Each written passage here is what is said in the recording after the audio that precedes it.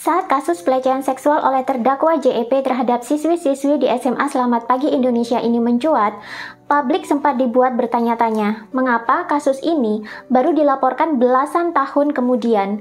Kenapa kok tidak dari dulu saja? Well, anak-anak ini bersekolah di boarding school dan bekerja selama bertahun-tahun di sana.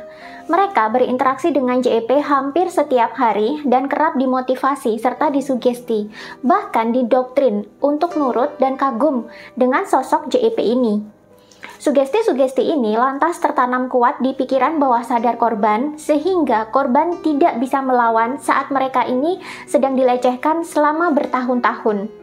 Sugesti-sugesti ini lantas tertanam kuat di pikiran bawah sadar korban, sehingga korban tidak bisa melawan saat mereka dilecehkan selama bertahun-tahun. Karena di pikiran bawah sadar mereka, JEP adalah sosok bapak yang mengayomi dan baik hati. Apa yang dilakukan JEP ini sebenarnya adalah bentuk kejahatan menggunakan pembajakan pikiran bawah sadar. Kasus serupa sebenarnya pernah saya dengar terjadi juga di institusi pendidikan lain. Bahkan di kelompok-kelompok atau sekte spiritual tertentu, hal seperti ini juga kerap terjadi. Malah kalau di sekte spiritual itu lebih kejam lagi, karena bukan cuma membajak pikiran bawah sadar korban, tapi kesadaran atau sukma atau atman korban juga diikat menggunakan energi, sehingga ia tidak sadar sama sekali sebagai korban sebelum pelakunya ini mati atau memutus energinya. Pemimpin sekte atau guru yang cabul kerap memanipulasi pikiran bawah sadar dan kesadaran atau sukma korban agar mereka bisa mengeksploitasi korban secara gratis dan berulang kali. Bagaimana sebenarnya modus kejahatan yang tak banyak disadari orang ini?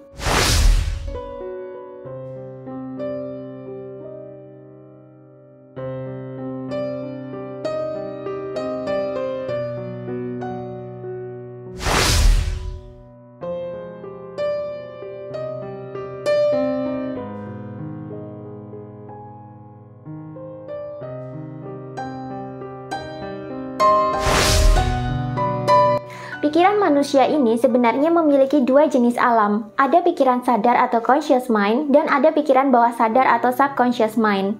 Ketika kita berbicara, mengerjakan sesuatu hal, atau melihat dengan kesadaran, itu berarti kita beraktivitas di bawah kendali pikiran sadar kita. Sedangkan respon otomatis atau refleks yang muncul saat manusia berada dalam bahaya, intuisi, irama detak jantung, aliran darah, nafas, dan segala bentuk tindakan-tindakan yang terjadi tanpa kita sadari, ini adalah pengaruh dari pikiran bawah sadar kita. Uniknya, pikiran bawah sadar atau subconscious mind ini ternyata mengendalikan lebih dari 90% kehidupan kita. Sedangkan pikiran sadar kita hanya mengendalikan kurang dari 10% di kehidupan kita. Bahkan baik spiritualis di barat maupun di Nusantara sendiri sama-sama berpendapat bahwa pikiran bawah sadar atau alam bawah sadar manusia adalah gerbang menuju ke dimensi spiritual tanpa batasan ruang dan waktu. Pikiran bawah sadar manusia juga menentukan bagaimana manusia akan bersikap berdasarkan belief system atau sistem kepercayaan yang mereka anut, lokasi di mana semua memori sejak dalam kandungan hingga saat ini tersimpan, dan alam bawah sadar juga merupakan lokasi di mana pemrograman terhadap manusia bisa dilakukan. Iya, pemrograman. Dengan memprogram pikiran bawah sadar manusia, manusia bisa melakukan perbuatan tertentu, memiliki sifat atau kebiasaan baru, dan memiliki mindset yang baru. Pikiran bawah sadar kita memang hebat, karena dia menyimpan begitu banyak memori yang tak kita sadari. Bahkan, beberapa terapis juga menggunakan teknik-teknik hacking untuk pikiran bawah sadar untuk membantu penyembuhan trauma pasien, atau untuk mendongkrak kesuksesan klien mereka. Namun, pikiran bawah sadar ini juga bisa menjadi bahaya karena tak sedikit orang-orang jahat yang menggunakan pembajakan pikiran bawah sadar untuk melanggengkan aksi-aksi kejahatan mereka. Bahkan dengan cara ini, para kriminal bisa terus-menerus melakukan tindak kejahatannya tanpa bisa dideteksi oleh hukum. Celakanya, pihak korban sendiri bahkan bisa dimanipulasi mindsetnya sehingga ia sendiri tidak sadar bahwa ia sedang menjadi korban dari sebuah kejahatan.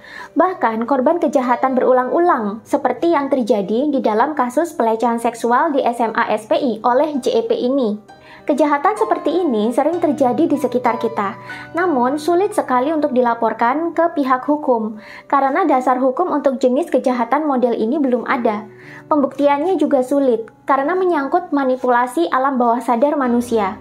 Namun, kejahatan model ini bisa dicegah selama kita bisa mengenali modusnya. Bagaimana modus yang biasa dilakukan oleh penjahat untuk memanipulasi atau membajak pikiran bawah sadar manusia? Yang pertama, pelaku memperkenalkan diri sebagai figur yang berkedudukan tinggi atau sosok guru atau figur yang diidolakan. Pelaku kejahatan biasanya memperkenalkan diri mereka kepada korban sebagai orang yang memiliki kedudukan yang tinggi. Modus yang biasa terjadi di institusi pendidikan atau sekte spiritual adalah pelaku memperkenalkan diri sebagai seorang guru, mentor, atau pembimbing. Sehingga ia biasanya meminta untuk selalu dihormati, tidak mau dilawan, dan apapun perintahnya itu harus dituruti. Terkadang, pelaku juga menyematkan banyak kisah sukses pada perkenalannya kepada korban, agar korban ini menjadi kagum dan jadi mengidolakan dia.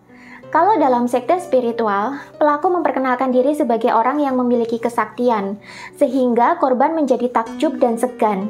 Kadang, korban juga diberi beberapa trik sulap atau hipnotis, sehingga korban menjadi kagum dan mengira bahwa dia ini sakti betulan, atau jadi menurut dan mengidolakan sosok ini. Yang kedua, pelaku kerap memberikan sugesti kepada korban. Setelah memperkenalkan diri dan mendapatkan atensi atau kekaguman dari si korban, pelaku lantas kerap menanamkan sugesti-sugesti kepada korban dengan teknik-teknik tertentu, bisa dengan teknik hipnotis secara privat ataupun massal. Teknik hipnotis secara privat ini biasanya korban dipanggil satu persatu untuk diajak bicara. Kemudian korban akan disentuh sisi pribadinya, atau disentuh sisi impiannya, atau disentuh sisi keluarganya, atau bisa juga disentuh sisi emosionalnya, sehingga si korban ini merasa dia bisa mempercayai si pelaku. Kemudian ia mulai membuka pikirannya untuk segala sugesti yang masuk. All hypnosis is self-hypnosis. Tak ada sugesti hipnotis yang bisa masuk ke pikiran bawah sadar korban kalau korban belum membuka diri dan mempercayai si penghipnotisnya. Dalam kasus di SMA SPI ini, anak-anak kerap disentuh dari sisi keluarga dan impian. Mereka kerap dipanggil satu persatu untuk diajak berbicara dan dimotivasi secara privat. Disinilah sugesti itu ditanamkan. Banyak anak yatim piatu atau anak yang berasal dari keluarga yang berantakan yang sekolah di sana.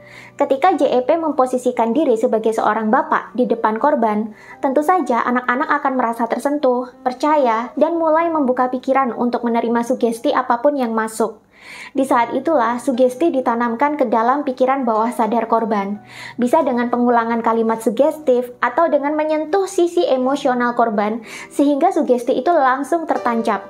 Inilah yang disebut korban dengan sering dimotivasi.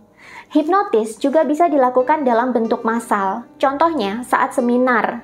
Paduan antara panggung yang megah, pencahayaan yang memukau, sound system yang dramatis, sugesti yang menggebu-gebu, dan suara motivator yang menggelegar adalah teknik hipnotis yang biasa ditanamkan kepada audiens untuk menanamkan sugesti-sugesti tertentu.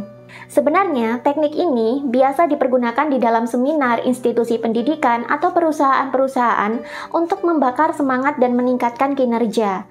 Tapi, teknik ini juga bisa disalahgunakan untuk hal-hal yang negatif.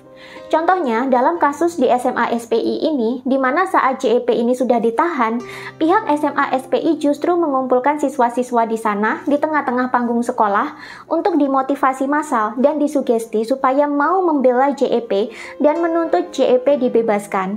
Mereka juga menggunakan paduan aksi panggung, pencahayaan, sound system, dan suara motivator atau kaki tangan JEP yang masih ada di sana yang menggelegar untuk bisa menanamkan sugesti di pikiran bawah sadar siswa. Ketika sugesti ini sudah tertancap kuat di pikiran bawah sadar korban, maka ini otomatis akan memprogram sifat dan perilaku korban sesuai dengan apa yang disugestikan. Korban tak akan sadar bahwa mindset mereka telah berubah. Kalaupun ada sedikit kesadaran korban, ia tak akan berani untuk melawan karena sudah takut berbeda dengan apa yang sudah didoktrinkan.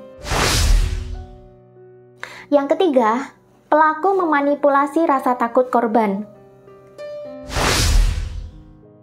Pelaku juga memanipulasi ketakutan korban. Korban dibuat takut untuk melawan sistem dan sugesti yang sudah diprogram. Caranya biasanya dengan mengancam korban-korban yang mencoba melawan, atau mendoktrin korban supaya tidak bisa melawan. Contoh ancaman yang biasa terjadi itu seperti ini. Kalau kamu keluar dari sekolah ini, kamu akan jadi gembel di luar sana. Kalau kamu keluar dari sekte ini, kamu akan sakit dan sial seumur hidup. Kalau kamu keluar dari kelompok ini, kamu tidak akan bisa sukses karena hanya tempat ini yang bisa menerima orang seperti kamu. Kalau kamu melawan gurumu, kamu akan kualat seumur hidup.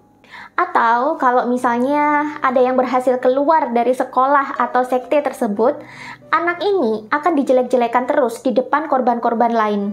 Karakternya akan dibunuh, aib-aibnya dibuka semua. Bahkan kalau perlu ditambahi sederet fitnahan agar korban yang lain ikut geram dengan tingkah anak yang keluar ini. Sehingga dengan sendirinya korban yang masih berada di sekolah atau di sekte itu menjadi takut untuk keluar dari lingkungan itu. Mereka jadi takut kalau mereka keluar, mereka juga akan bernasib sama, yakni dijelek-jelekan dan aibnya ini dibuka di depan teman-temannya sendiri. Sehingga akhirnya korban memilih untuk bertahan hidup saja di dalam lingkungan tersebut, walaupun mereka telah dilecehkan berkali-kali. Yang keempat, pelaku memanipulasi pikiran rasional korban. Otak manusia bisa berpikir secara rasional. Dengan pikiran rasional ini, manusia bisa membedakan mana yang benar dan mana yang salah, serta mana yang baik dengan mana yang buruk. Pelaku biasanya juga memanipulasi pikiran rasional korban. Dia berusaha membuat otak korban untuk berpikir bahwa semua tindak pelecehan yang diterimanya itu adalah benar. Contoh dalam kasus yang banyak saya temukan itu seperti ini. Seorang guru merayu korban atau muridnya untuk melakukan tindakan cabul dengan dalih itu adalah metode pembelajaran, itu adalah metode pembayaran karma, itu adalah metode untuk transfer ilmu, dan masih banyak lagi. Sehingga korban akan merasa ragu tentang kebenaran yang selama ini dia jaga, sampai akhirnya dia mau melakukan tindakan cabul tersebut tanpa perlawanan. Apalagi kalau di sekte spiritual itu lebih parah lagi. Si guru bisa berdalih bahwa mereka itu sedang mempraktekkan ilmu tantra kiri, sehingga si guru bebas untuk membuka pakaian dan meraba-raba tubuh korban, bahkan menyetubuhinya sesuka hati. Padahal guru yang asli tidak pernah melakukan tindakan cabul apapun untuk tujuan transfer ilmu, praktek ilmu, atau pengajaran. Sebuah ilmu itu sebenarnya bisa ditransfer kepada murid tanpa perlu menyentuh. Dan ini biasa dilakukan oleh guru-guru yang benar-benar waskita, bukan oleh dukun atau motivator cabul yang berkedok guru. Selain pembajakan pikiran bawah sadar, ada lagi teknik kejahatan lain yang jauh lebih kejam dan membuat korbannya ini benar-benar tidak sadar kalau mereka itu dilecehkan. Pada kasus SMA SPI, korban hanya dibajak pikiran bawah sadarnya. Ini masih mending karena masih bisa disadarkan, baik sadar sendiri ataupun dengan bantuan terapis. Di sekte-sekte spiritual tertentu, kejahatan dilakukan tidak hanya dengan membajak pikiran bawah sadar korban, tapi kesadaran atau sukma atau atman korban juga dibajak alias diikat pakai energi. Dengan demikian, jika pelaku belum mati atau bertobat, korban akan menjadi tidak sadar kalau dia telah dilecehkan. Bahkan setiap hari dia bisa merasa bangga bahwa dia memiliki kedekatan spesial dengan gurunya sampai disetubuhi berkali-kali. Ciri-ciri kejahatan dengan mengikat kesadaran atau sukma korban, biasanya pelaku tetap menggunakan 4 metode di atas, namun ditambahi dengan cara mengikat sukma atau kesadaran pakai energi. Kalau boleh meminjam istilah dari agama Islam, energi yang dipakai ini adalah kodam pengikat. Pelaku biasanya mewajibkan muridnya untuk mengkonsumsi makanan atau minuman tertentu yang sudah dirajah. Ini wajib dilakukan oleh setiap murid. Jika tidak, pelaku mengancam tidak akan mau menurunkan semua ilmunya. Dia biasanya berdalih, ilmu hanya bisa diturunkan kepada murid-murid yang telah diinisiasi saja. Proses inisiasinya ini biasanya melalui serangkaian ritual, di mana dalam ritual tersebut, murid diwajibkan untuk mengkonsumsi makanan atau minuman yang telah dirajah oleh si guru. Ketika makanan atau minuman yang dirajah ini sudah masuk semua ke dalam perut korban, di saat itulah energi pengikat bekerja. Kesadaran atau sukma atau diri sejati korban ini akan diikat sehingga yang ada di dalam tubuh korban ini tinggal pikiran atau mind dan jiwa atau soulnya saja. Sedangkan kesadaran atau sukma atau roh sudah diikat oleh energi atau kodam dari si guru. Akibatnya, korban menjadi mudah linglung, fanatik buta terhadap si guru, mirip kerbau yang dicocok hidungnya. Di pikirannya juga tak ada hal yang lain selain mengidolakan si guru dan menuruti segala keinginannya. Bahkan meskipun ia telah dimanfaatkan atau dieksploitasi berkali-kali, ia tidak akan sadar. Mindsetnya juga berubah dengan sangat cepat. Ia jadi bisa merasa bahwa apapun yang dilakukan oleh gurunya terhadap dia ini adalah suatu kebenaran dan dia tidak akan bisa pergi meninggalkan guru tersebut. Lalu bagaimana caranya untuk mencegah diri kita dari modus kejahatan di atas? Yang pasti, yang pertama, dengan mengenali ciri-cirinya, kita bisa mengantisipasi diri untuk segera menjauh ketika ada orang yang melakukan 4 ciri di atas kepada muridnya. Tidak usah pedulikan semua ancaman atau ketakutan yang ditanamkan pelaku kepada kita, karena itu semua hanyalah manipulasi belaka. Yang kedua adalah dengan menjadi sadar.